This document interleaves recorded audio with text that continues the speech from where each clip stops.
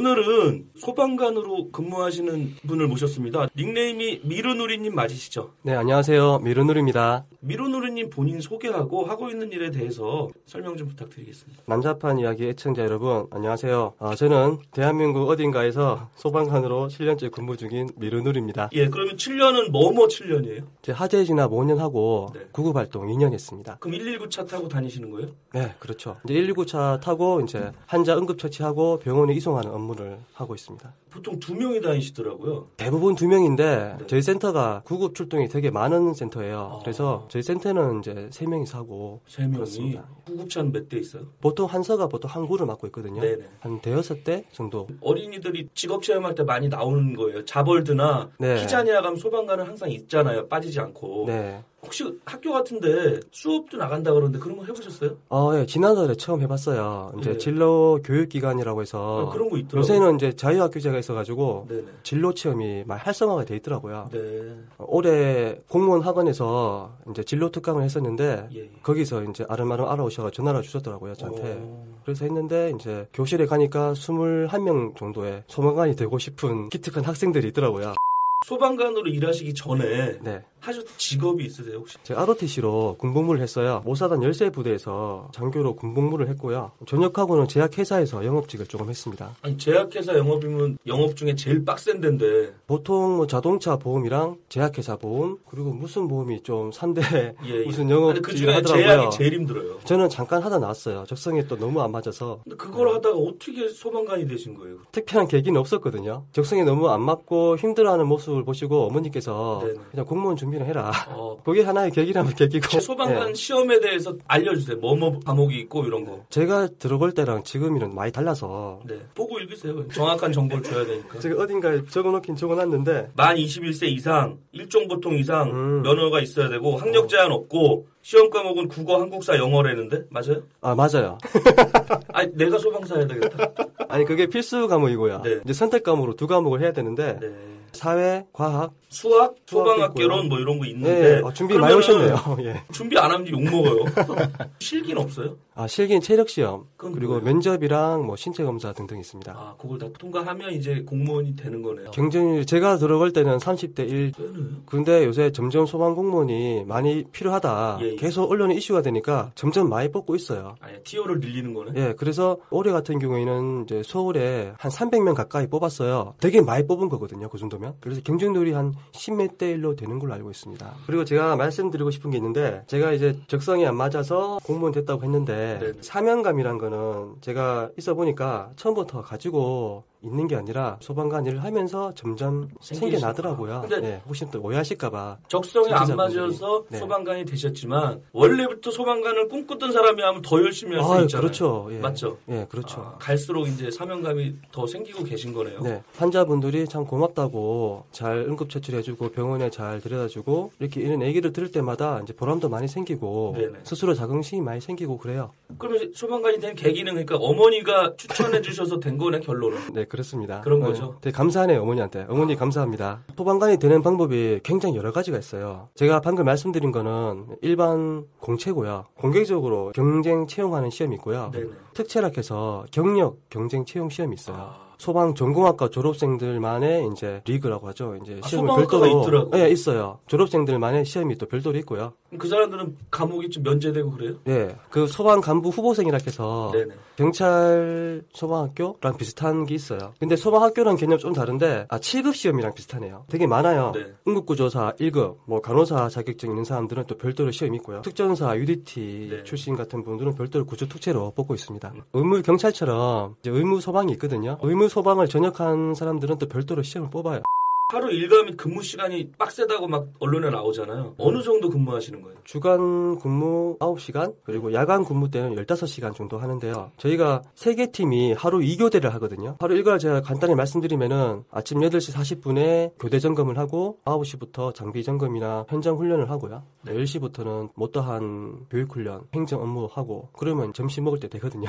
그럼 점심 먹고 또 오후 일과 또 보고 이런 식으로 계속 로테이션이 되는데 출동 업무 말고 개개인의 행정 업무가 다 있어요. 소방서에서는 주 업무가 현장 업무고 보조 업무가 행정 업무가 돼야 되는데 그 반대인 경우가 굉장히 많거든요. 실세가 제가 봤을 땐 거의 없다고 보셔야 됩니다. 그래서 만약에 일을 다 해가지고 간혹 족구를 한다 치잖아요. 네네. 그러면 주변에서 이제 지나가는 사람들, 시민들이 근무 중에 뭐 하는 짓이냐 이렇게 민원인들이 신고를 해요. 그럼 뭐 맨날 불 끄고 있어야 돼. 왜 그래 사람들이? 실제로 오후에 체력 관리하는 시간이 있어요. 원래? 예. 운동하는 시간에 그냥 운동하는 건데. 불은 끄는 업무는 안 하시는 거잖아요. 이제 네. 구급 업무만 하시는 거잖아요. 네. 그러면은 같이 출동을 하시는 거죠? 예, 화재 출동 나가면 항상 출동 같이 나가죠. 예. 기본적으로 그러면 신고가 왔다. 화재 신고가. 그럼 출동을 한다. 그럼 그 출동하는 팀을 좀 알려주실래요? 무슨 차가 간다든지 이런 거. 기본적으로 펌프차, 물탱크차, 구급차 세대가 기본적으로 나가고요. 네. 그리고 이제 고층 건물에서 화재가 났다 싶으면 고가사다리, 굴절차가 출동이 나고요. 유류 화재 있잖아요. 기름 화재. 네네. 그런 게 생기면 이제 화학차. 그리고 야간에 출동이 생기면 조연차. 조명차? 네, 조명차. 만약에 30층에서 불이 났다고 하면은 일단 그 정도 되는 고층 건물은 스프링클러라는 소화 설비가 다 돼 있어요. 그래서 이제 어느 정도의 어떤 열과 연기가 감지되면은 자동으로 이제 물이 나오겠죠. 네. 근데 만약에 그 시설이 고장이 났다고 하면은 좀 전문적인데 이게. 네. 아, 전문적인 거 예, 좋아해요. 예. 소방 용수 설비가 있어요. 네. 지상에서 위로 물을 뿜어내 주는 거죠. 그렇게 해서 소화를 하는 거죠. 화재 진압을. 불 끄는 것도 중요하지만 인명을 빨리 대피하고 피난을 해야 되잖아요. 예, 예. 그런 훈련들이 자체적으로 계속 반복적으로 해야겠죠.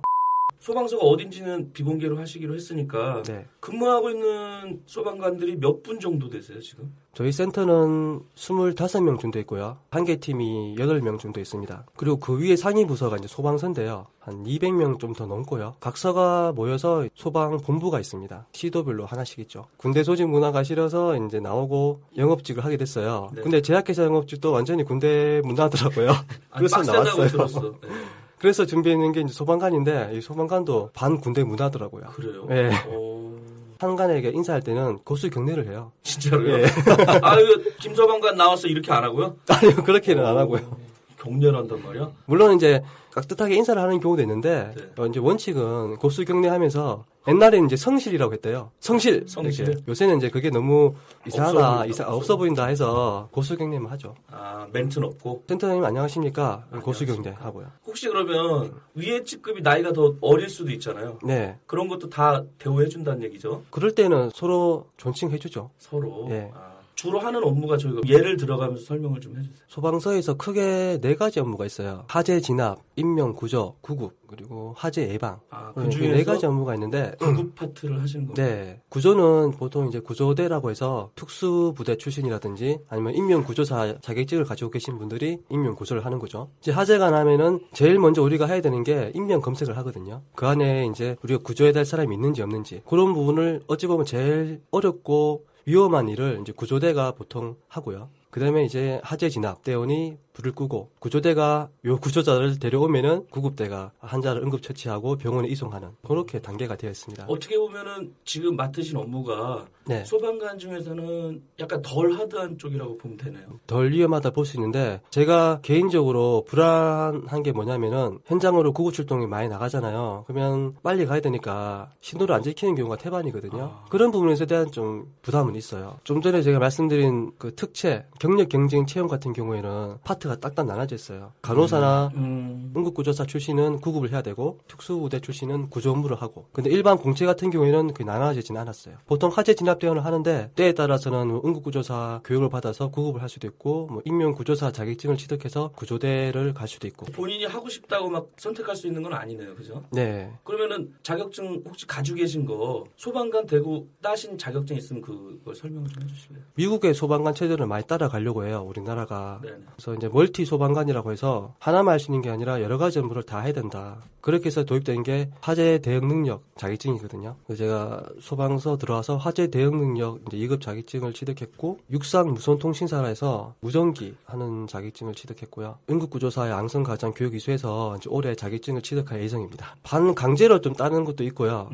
이제 소방관이랑 마땅히 해야 될 일이 어차피 불 끄는 거고 그런 거니까 더 잘하기 위해서 이제 그 관련된 자격증을 취득을 하도록 많이 권유를 하고요. 또 취득을 하면은 승진에 또 어느 정도 가산점이 있습니다.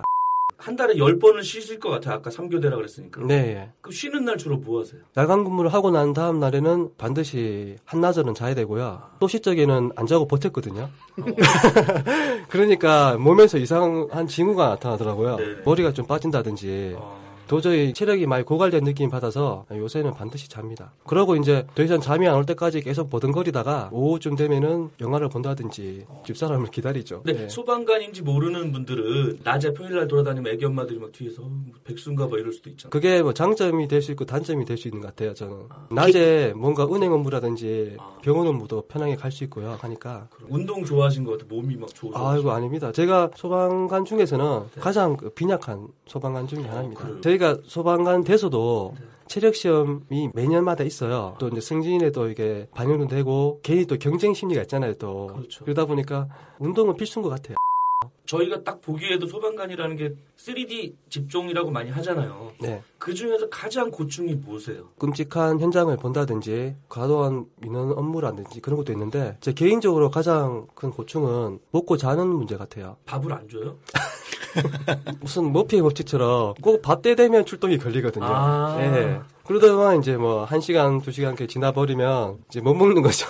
언론에서도 보도가 많이 됐는데 그 소방복이나 이런 장갑 같은 그 질이 불을 못 막아주고 좀 저질이라 그러는데 본인은 어떻게 생각하세요? 화재 진압이나 뭐 구급 활동하다가 옷 때문에 뭐 크게 사고를 전 당한 적이 없어가지고 아 그러세요? 예. 죄송합니다. 민망하네. 제가 화가 나는 부분은 소방관에게 지급해야 될 예산이 있잖아요. 네네. 그거를 이제 위에 분들이 뭐 횡령을 하거나 그런 뉴스를 접할 때는 이제 많이 화가 나죠. 충분히 더 좋은 장비, 더 좋은 옷을 네. 살 수 있는데. 그러니까 네. 하여튼 위에 분들이 문제야. 항상.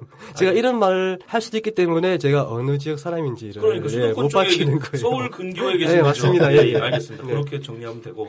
그럼 그랬구나님이 위험 직종이다 보니 보험 같은 거 가입하는데 제한이 있거나 하진 않은지요라고 했는데. 소방관은 뭐 경찰관이나 환경미화원, 위험 직군으로 좀 분류되어 있는 걸 알고 있거든요. 네. 그런 분들은 아무래도 보험료가 좀 더 비싸다고 알고 있습니다. 일반 사무직에 비해서는 많이 비싸고 저도 이제 몇 개의 보험을 들었는데 거부하지는 않더라고요. 그리고 이제 저 담백님이 미국은 소방관에 대해 인식이 좋고 존경받는 직업이라고 알고 있는데 한국의 경우는 그렇지 않은 것 같아요. 잡부 정도로 생각하고 사람들도 딱히 존경하거나 하는 분위기가 아니잖아요. 아무래도 사명감을 가지고 일을 하시는 직업인데 그런 면에서 회의감 같은 건 들지 않으시나요? 이렇게 질문하셨거든요. 선진국의 소방관의 무슨 대우가 좋다고 해서 회의감이 든 적은 없고요. 제일 회의감이 들 때는 누군가를 도와주러 갔는데 그분이 저한테 욕설을 한다든지 폭행을 하려고 하면 좀 멘붕이 오는 거죠. 나는 대체 누구인가. 도와주러 갔는데 뭐 때문에 이렇게 도망을 다녀야 되고 그런 생각들이 들 때 좀 많이 회의감이 들 것 같습니다. 그다음 담백님 너무 감사합니다. 마지막 5번째 담백님 질문. 대형 사고를 늘 맞닥뜨리고 끔찍한 장면들을 자주 볼 텐데 정신적으로 힘들지는 않은지요? 소방관이라면 한두 번 정도는 진짜 아찔한 경험을 하거든요. 그런 것들이 쌓이면 PTSD께서 외상후 스트레스를 겪게 됩니다. 저 같은 경우에도 구급 업무를 막 시작할 때 이 업무가 이제 제가 숙달이 안 되고 이제 갑자기 이제 끔찍한 것들을 많이 보고 하니까 몸에서 못 받아주는 거예요, 정신적으로. 그래서 정신과 진료도 저도 한 받았거든요. 약물도 좀 먹고. 특히 구급 업무를 하면은 사망하신 분들은 수시로 보거든요. 끔찍해. 네. 나같이 겁 많은 사람은 하래도 못하겠다. 근데 모든 업무가 그렇지만은 계속 하면 할수록 적응은 되더라고요. 저도 처음에 힘들었는데 시간이 지나면 지날수록 이제 이때는 어떻게 대처를 해야 되고 조금 무감각해지는 거죠. 다링님이라고 열심히 해주시는 분인데 질문을 6가지 해주셨어요. 첫 번째, 소방공무원이면 소방법 등을 점검하는 일도 하지 않나요? 뭐 소방 특별 조사를 해서 불이 날 수 있는 건축물은 모든 건축물을 소방관이 이제 점검을 하거든요. 네네. 뭐 점검한다고 해서 소방시설 일일이 이게 제대로 작동하는지 점검한다기보다는 큰 건축물 같은 경우에는 소방안전관리자라고 해서 그 건물을 화재에 대한 예방하고 소방시설을 점검해야 되는 그런 책임관이 있어요. 그분들이 어떤 소방계획서에서 제대로 잘 소방시설을 점검하고 하는지 그런 부분들을 중점적으로 이제 지도를 합니다. 두 번째, 우리가 쉽게 지나칠 수 있는 소방관이 말해주고픈 위험 요소 및 장소 이에 따른 체크사항은 식당이나 뭐 노래방처럼 많은 사람들이 이용하는 곳이 뭐 다중 이용업소로 하거든요. 네네. 그런 곳에 오래 머물 때는 비상구가 어디 있는지 반드시 확인하셔야 돼요. 우리 사람 심리가 어떤 위급한 상황이 발생하면은 자기가 들어왔던 곳에서 다시 나오려고 하는 심리가 있거든요. 근데 비상구 쪽 가까운 데 있어야겠다. 만약에 나오려고 했는데 거기서 화재가 나면 완전히 멘붕이 생기는 거죠. 그러네. 그러니까 그 반대편에 있는 비상구가 어디 있는지 반드시 확인을 하셔야 됩니다. 세 번째, 소화기 말고 그 다음으로 가정집에서 꼭 구비해 두어야 할 장비가 있다면 단독 경보용 감지기라고 해서 낡은 주택 같은 경우에는 천장에 감지기가 설치 안 돼 있는 곳이 굉장히 많아요. 그런 것도 설치하면 좋겠고 2017년 2월 5일까지 모든 주택에 소화기랑 단독 경보용 감지기를 설치해야 된다고 법이 생겼어요. 안 하면 어떻게 돼? 쪽방촌 같이 어려운 노인들만 계신 데 있잖아요. 그런 데도 다 해야 돼요? 그 건물주가 설치를 해야겠죠. 그리고 이제 쪽방촌이라든지 어려운 이웃 같은 경우는 소방서 예산이 있으면 저희가 설치도 이제 해주는 경우도 있는데 안 해줄 것 같은데? 제가 직접 달았어요.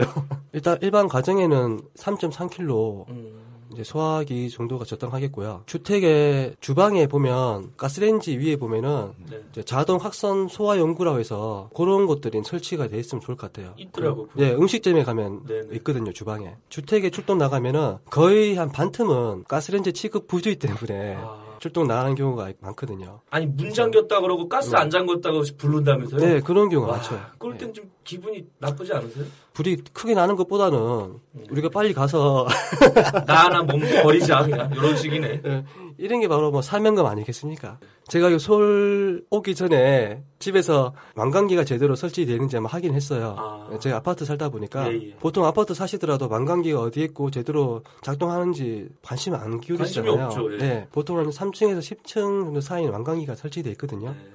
그 안에 물품 보면 뭐 사용법도 다 있으니까 한번 숙지하시고 동영상으로 어떻게 내려갈 수 있는지도 보시고 하시면. 그다음에 이제 달링님이 딸이 3명이래요. 그러니까 이제 가정적이더라고. 네 번째는 군인이나 경찰은 체력 검사를 하는데 소방관 분들의 체력 점검할 때 커트라인이 있나요? 이렇게 해주셨는데 한 6가지 체력 검정 종목이 있어요. 예. 악력, 배근력, 앉아 잇몸 앞으로 굽히기, 뭐 제자리 멀리 뛰기, 민몸 일으키기, 왕복 오래 달리기 6가지 종목이 있어요. 저도 근데 운동에 대해서 별로 자신이 없었거든요. 체력에 대해서. 제가 체력 준비를 하다 보니까 운동만큼 정직한 건 또 없더라고요. 준비하면 할수록 커트라인에 이제 근접하면서 나중에 또 넘어가더라고요. 그다음에 마지막 질문. 명절 근무와 휴일 근무 및 그 외 특수 수당이 있나요? 예, 뭐 명절 휴가비라든지 뭐 휴일 수당, 뭐 위험 수당은 5만 원. 저 달링님 감사합니다.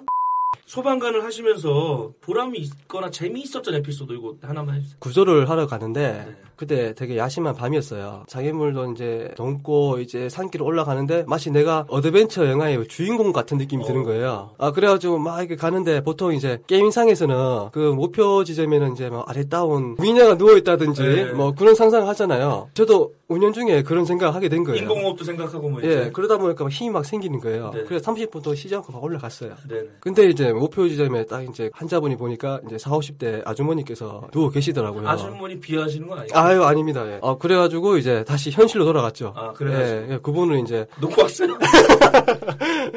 그때 저희 구조대 팀이랑 같이 갔는데 못 걸으시니까 2개 팀이 번갈아 가면서 이제 들것으로 이제 산속에서는 2명에서 절대 못 돌고요. 한 4명, 6명이서 한 팀이 돼가지고 내려가거든요. 그 밤중에 혼자 그 아줌마는 왜 올라갔대요, 거기를? 무당 아니에요? 저희가 출동 나갈 때 가장 이제 우려되는 부분이 이런 환자분이시거든요. 저희 구급대원들은 거의 대부분 허리 질환 다 가지고 있어요. 저도 이제 허리 디스크 진단 받았고요. 예, 그런데 이제 먹고 살기 위해서 하는 거죠. 로봇가 나왔으면 좋겠다. 들어주는 로봇. 그렇죠. 알겠습니다. 재밌었던 에피소드가 미녀를 꿈꿨는데 40대 아주머니셨잖아요. 네. 그러면 이번에는 반대로 최악의 진상 시민이 있었다 그러면 몇 가지만 얘기해 주세요. 경찰관이나 뭐 소방관이나 골치 아픈 환자분들은 보통 이제 술 취하신 분들. 주치자가 문제. 예, 뭐 드렁큰 타이거라고 보통 얘기하는데. 그 유머 드신 거예요. 아니 준비해 오신 거죠 그 멘트. 아니에요. 즉흥적인 거예요 지금 이거. 와 드렁큰 타이거까지 내가 상상을 못했다. 보통 드렁큰 갑니다. 그런 환자분 참 대처 불가능하고요. 그리고 또 이제 자해 환자. 예, 자기가 죽겠다고 자해를 했는데 이제 아프다고 이제 또 신고를. 이게 웃기다.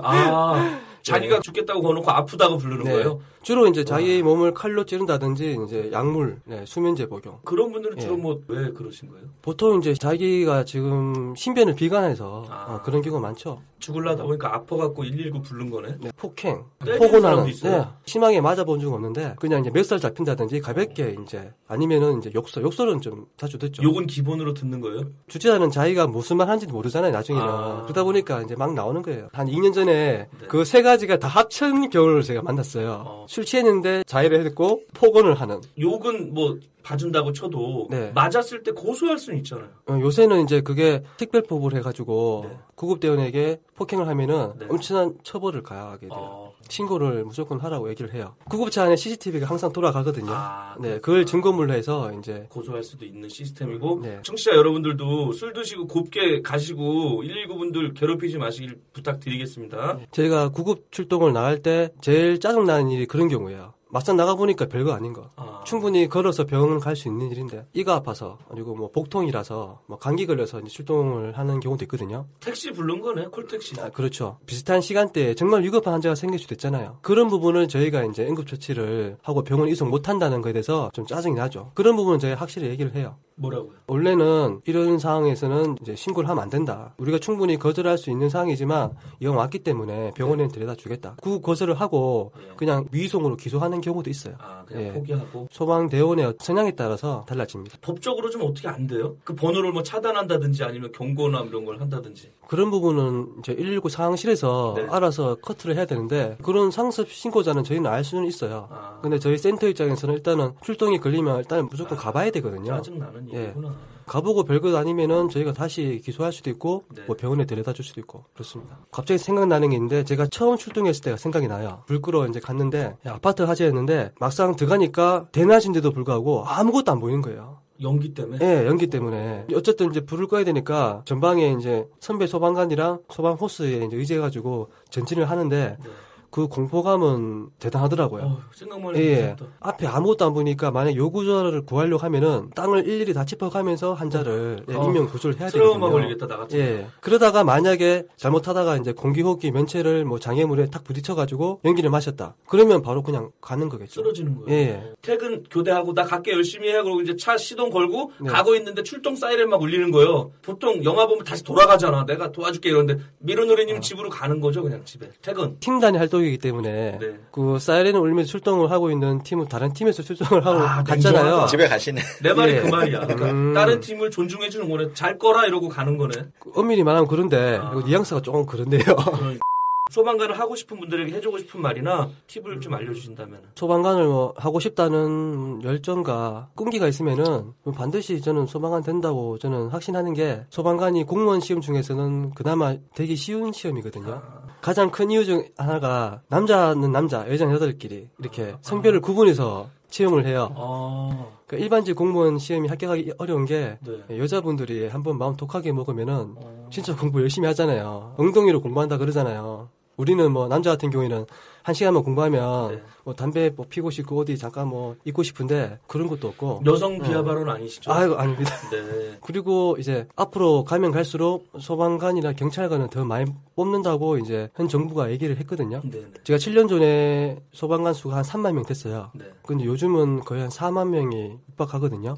근데 앞으로도 이제 완전한 상교대가 되려고 하면은 1만 명이 더 필요하대요.